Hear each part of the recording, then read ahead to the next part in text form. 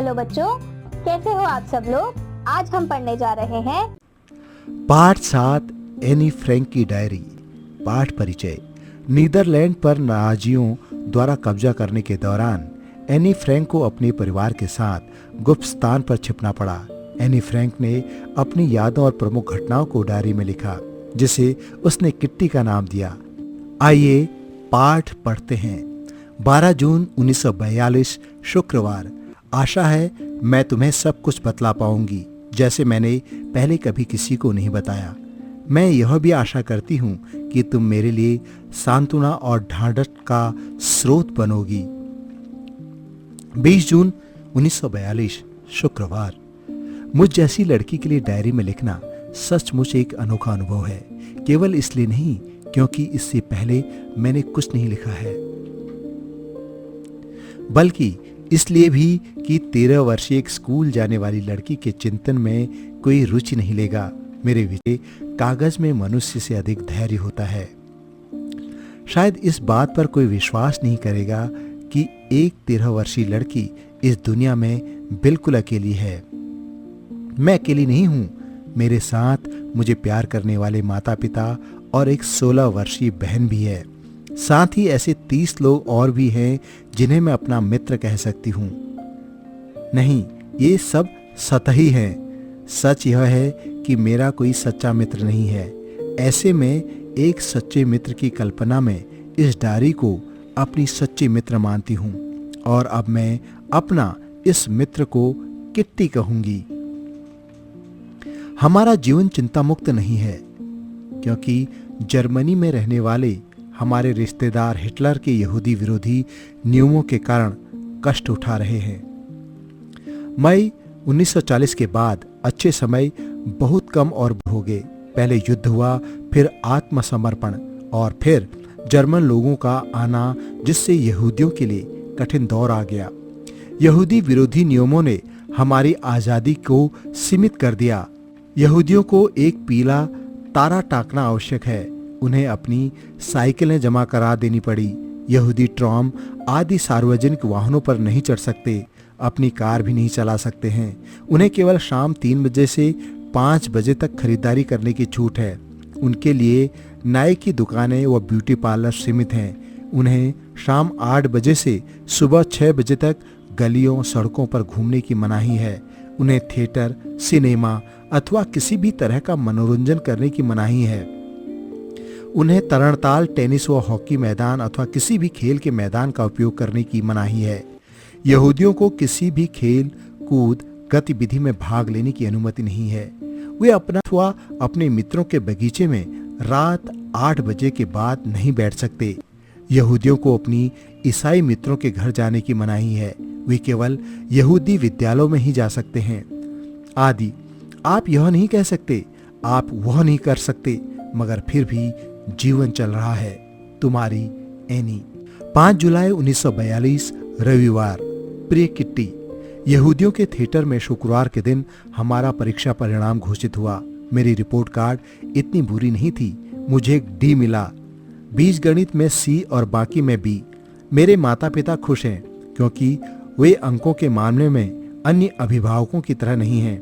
वे अच्छे या बुरे परिणामों की बिल्कुल चिंता नहीं करते, जब तक कि मैं स्वस्थ और प्रसन्न हूं, और उन्हें पलटकर जवाब भी नहीं देती। वे संतुष्ट हैं। कुछ दिन पहले जब हम अपने पड़ोस में घूम रहे थे, तब पापा के गुप्त स्थान पर जाने की बात कही।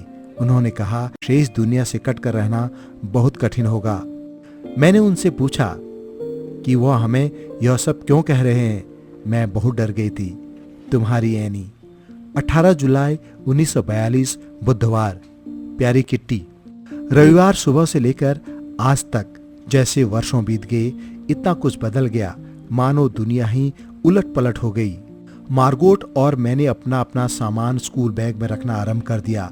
मार्गोट ने अपने स्कूल बैग में बहुत सारी किताबें ठूस ली, और मैंने अपनी प्यारी डायरी, रुमाल, किताबें, कंघी और पुराने पत्र। हम गुप्त स्थान पर छिपने जा रहे हैं। तुम्हारी एनी। 9 जुलाई 1942 वीरवार। प्यारी किट्टी, तो अब हम यहाँ हैं, बारिश में भीगते अपने स्कूल बैग और ठूस ठूस कर भरे हुए थैले उठाए। रास्ते भर लोगों की दया दृष्टि झेलते काम पर जाते लोगों की नजरें बता रही थी कि उन्हें हमसे सहानुभूति है, किंतु वे हमारी कोई मदद नहीं कर सकते।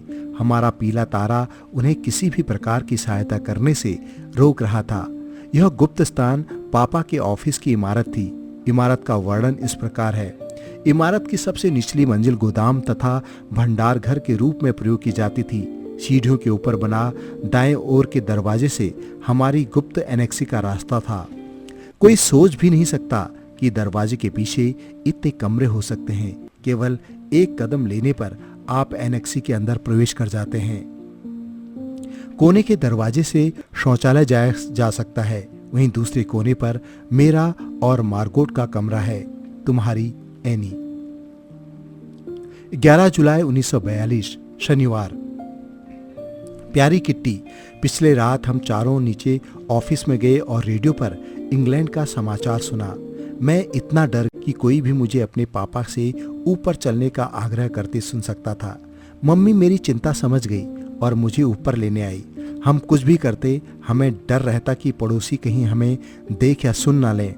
हमने पहले ही दिन खिड़कियों, दीवारों पर पर्दा लगा दिए। वास्तव में हम खिड़कियों से बाहर देख नहीं सकते थे और हमें बिल्कुल चुप रहना पड़ता था ताकि निचली मंजिल पर लोग हमें सुन ना लें। तुम्हारी एनी।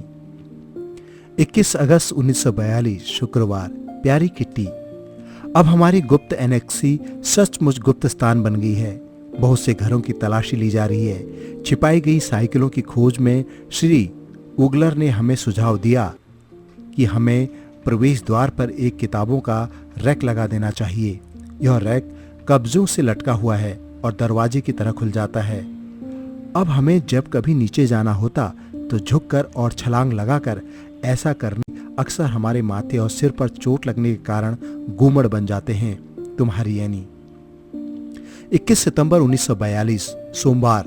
प्यारी किट्टी, आज मैं तुम्हें अपनी एनेक्सी की सामान्य सी लगने वाली बातें बताती हूँ। मेरे बिस्तर पर एक लैंप लगा दिया गया है ताकि भविष्य में बंदूक की आवाजें सुनते ही मैं तार खींचकर लाइट जला सकूं। अभी मैं ऐसा नहीं कर सकती क्योंकि अभी हमारी खिड़की दिन रात थोड़ी खुली रहती है ताकि हम ताजी सांस ले सकें। आजकल रोज ही कोई न कोई नई बात हो रही है, मगर मैं बहुत थकी हुई हूँ और लिखने में आलस महसूस कर रही हूँ। तुम्हारी एनी। 19 सितंबर 1942 मंगलवार। प्यारी किट्टी, जब आप छिपे हुए होते हैं तो आपके साथ अजीबो गरीब चीजें घटती हैं। हमारे पास नहाने के लिए टब नहीं थे, इसलिए हम अपने को एक छोटे से टब में पानी लेकर साफ करते थे। गर्म पानी केवल मंजिल पर बने ऑफिस में आता था, इसलिए हम एक एक करके मौका देखकर नहाने जाते थे। पापा ऑफिस में नहाते थे और मम्मी रसोई घर में। चूंकि शनिवार के दिन पर्दे नीचे रहते थे, इसलिए मैं और मार्गोट बारी बारी से ऑफिस के आगे की खाली जगह पर रगड़ रगड़ कर नहाते। हम में से जो नहीं नहा रहा होता वह एक झिर्री से बाहरी दुनिया देखता। हमें दिन में पानी चलाने की मनाही थी। धीरे धीरे शौचालय और पखाने का प्रयोग भी सीमित कर दिया गया। सामान्य दिनों में हम एक दूसरे को फुसफुसा कर बातें करते। बोलने और चल न सकना 10 गुना कष्टकर था। 3 दिन लगातार बैठे रहने के कारण मेरी पीठ अकड़ गई और दर्द होने लगा। रात के समय व्यायाम करके ही कुछ आराम आया। तुम्हारी एनी। 12 फरवरी 1944 शनिवार। प्यारी किट्टी, सूर्य चमक रहा है, आकाश गहरा नीला है, बहुत ही शानदार हवा बह रही है और मैं बेचैन हूँ। मुझ बेचैन हूँ हर चीज के लिए, बातचीत के लिए, आजादी के लिए, मित्रों के लिए और अकेलेपन से मैं बेचैन हूँ। चिल्लाने के लिए मुझे ऐसा लग रहा है जैसे मैं फटने वाली हूँ। मैं जानती हूँ चिल्लाने से मुझे अच्छा लगेगा, पर मैं चिल्ला नहीं सकती। मैं बहुत अधिक बेचैन और अस्थिर हो रही हूँ। मैं एक कमरे से दूसरे कमरे में घुसती हूँ। खिड़की की चौखट में बने छेद से सांस लेती हूँ। मुझे अपने हृदय के धड़कने की आवाज सुनाई देती है। तुम्हारी एनी। 8 मई 1944 सोमवार। प्यारी किट्टी, क्या मैंने तुम्हें कभी अपने परिवार के बारे में बताया है? मेरे पापा का जन्म फ्रैंकफर्ट में हुआ था। उनके पिता बहुत धनी थे। पापा के पापा माइकल फ्रैंक एक बैंक के मालिक थे और अरबपति थे। माइकल फ्रैंक ने यह संपत्ति स्वयं मेहनत करके अर्जित की थी। मेरे पापा ने एक धनी बेटे के रूप में बचपन बिताया था। मेरे पापा का पालन पोषण इतने ऐशो आराम में हुआ कि कल वे खाने की मेज पर हंसने लगे, क्योंकि अपने जीवन के 55 वर्षों में वह पतीले को खुरच खुरच कर खा रहे थे। मेरी मम्मी का परिवार बहुत अधिक धनी नहीं था, लेकिन वो भी एक खाते पीते परिवार से थी।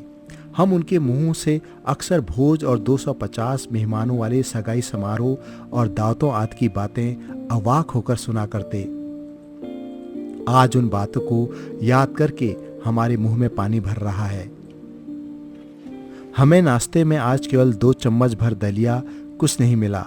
हम भूख से बेहाल हैं। हमें रोज आधा पका पालक और सड़े हुए आलूओं के अलावा कुछ नहीं मिलता। हम रोज अपने पेट उबले हुए पालक, कच्चे पालक, पालक और केवल पालक से भरते हैं। तुम्हारी एनी। 21 जुलाई 1944 शुक्रवार। प्यारी किट्टी, अंततः अब मैं आशावादी होते जा रही हूँ। अब चीजें अच्छी होते जा रही हैं। सचमुच बहुत बड़ी खबर। हिटलर को मारने का प्रयास किया गया, और अब की बार यहूदियों या ब्रिटिश पूंजीपतियों द्वारा नहीं, बल्कि एक जर्मन जर्नल द्वारा। लेकिन दुर्भाग्यवश वह बच गया। उसे थोड़ी खरोच ही आई। उसके आसपास खड़े अफसर और जनरल मारे गए या जख्मी हो गए। षड्यंत्र करने वाले नेता को गोली मार दी गई। यह सबसे अच्छा प्रमाण है कि बहुत से अफसर और जनरल युद्ध में अजीज आ रहे हैं। वे हिटलर को गड्ढे में दबा हुआ देखना चाहते हैं, ताकि वे सैन्य तानाशाही समाप्त कर सकें और अपने शत्रुओं को साथ शांति स्थापित कर सकें। क्या तुम मेरी बात समझ सकती हो, या मैं इस विषय से दूसरे विषय पर जा रही हूँ? लेकिन मैं इसमें कोई सहायता नहीं कर सकती। अक्टूबर में फिर से स्कूल जाने की संभावना मुझे खुशी से पागल कर रही है। तुम्हारी एनी एम फ्रैंक। 1 अगस्त 1944 मंगलवार के दिन एनी फ्रैंक ने अपनी डायरी का अंतिम पन्ना लिखा, जिसमें उसने अपनी मनोवेदनाओं का वर्णन किया। 4 अगस्त 1944 की सुबह 10 साढ़े 10 बजे के बीच 263 प्रिंस ग्रेट के सामने एक कार रुकी। उसमें से कई अफसर उतरे और एनेक्सी में छिपे 8 लोगों को पकड़ लिया। उन्हें आम्स्टर्डम की जेल में ले जाया गया। बिना किसी सुनवाई के 11 सितंबर 1944 को उन्हें यातना शिविर में भेज दिया गया। एनी फ्रैंक की मां की 6 जनवरी 1945 को भूख और थकान से मृत्यु हो गई। मार्गोट और एनी फ्रैंक को बर्गेन बेल्सन लाया गया, जहां टाइफस नामक महामारी फैली हुई थी, जो दोनों बहनों की मृत्यु का कारण बनी। उन 8 लोगों में केवल एनी फ्रैंक के पिता ऑटो फ्रैंक की यातना शिविर से जीवित लौटे।